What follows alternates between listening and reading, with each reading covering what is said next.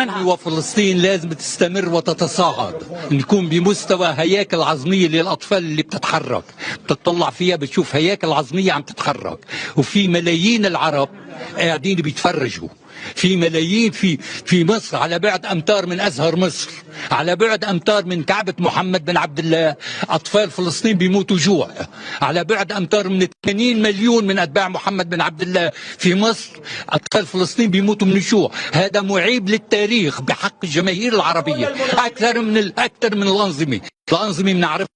ما فيش كم شهيد سقط في المظاهرات وهو ما يحاول يقتحم غزة؟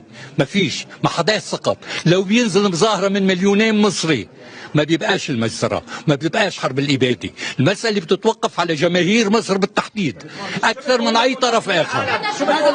شهداء المقاومة العالم عم بيتحملوا مسؤولياتهم حتى كل عربي يشعر بالخجل في أعماقه. لما بنت اسمها من السويد بتيجي عمرها 20 سنة، جريتا 20 سنة بتيجي مقابل غزة، بالوقت اللي ملاحي مصر قاعدين بيتفرجوا وما يقولوا نصيبهم بالجنة. تفضلوا يفرجونا الجنة هن وما يقتحوا حدود غزة.